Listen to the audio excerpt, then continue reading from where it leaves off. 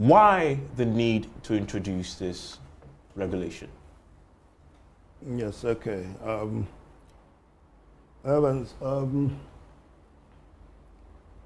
I came to this office in about, was it April? Yeah, April.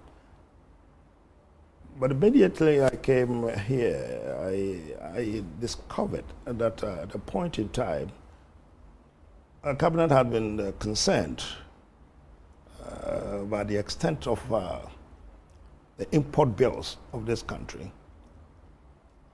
And indeed, I had set up a little a committee of about 4 or so ministers, chaired by the Minister of Trade, to see about how the country could go about reducing the import bills of the country.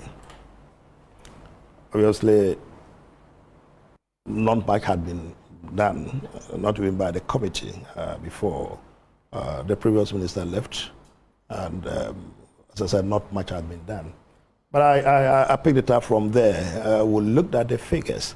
What was outstanding was the fact that we realized that year in, year out, Ghana was expending considerable sums of our foreign exchange on the importation of some of these items that we've labeled at selected strategic products. Of course, topping the bill will be cars and particularly cars, but rice was not conspicuous by its absence at all. I think it ranked at second or about third on top there. We looked at the figures. It was quite a huge. The total import bill for the country, I think in 2021, was about $13.6 billion. Now, out of that, it's a list which is not. This is not the entire gamut of the items on the import list that we have been concerned about.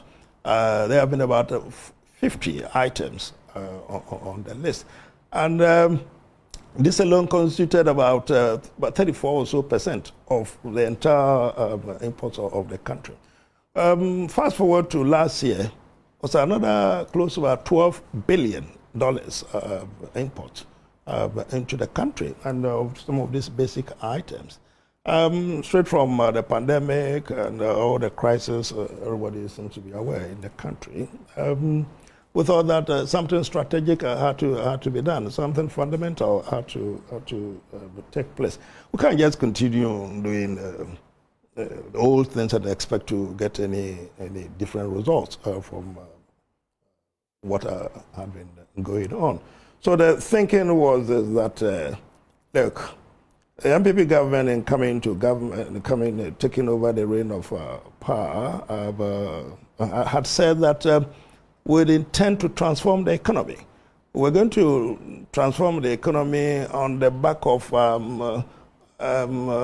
industrialization. We're going to develop our economy. We're going to move away from the Gurgisberg, the economy that hitherto we've all been used to transform it. How do we transform it? You don't transform the economy on the back of massive imports of almost everything into the country. There has to be import substitution. Now the key question is this the approach to deliver that?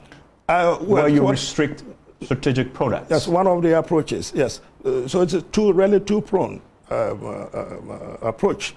One is to ensure retention, conservation of the foreign reserve itself. Look at the figures that I've given you, billions, 12 billion, 13 billion, and it's been consistent over the years to conserve some of the money, and then in the process making sure that you undertake local production on a massive scale. I mean, if you are able to balance this right, of course, at the back of it all is making sure that you don't create any shortfalls in the country. So you make sure that There is the monitoring of what we are importing, but at the same time keeping an eye on what is it that you consume at home and what you produce. In fact, a question was put to me the other day, maybe it was a rhetorical question. It was this, that if these countries from whom we import all these items kept on importing, they won't be producing for anybody to import, or countries like Ghana to import. So we thought it was a real option. Really to achieve two options, two goals with the option that we have chosen. What goals? One, conservation to reserve quite a bit of our money. You can't put year in, year out that kind of amount into imports. That's what. So foreign exchange reserves is conserved. And then you come back to what I've just told you, industrialization, the development of our economy, I mean, creating the local conditions for us to be able to produce and be self-sufficient.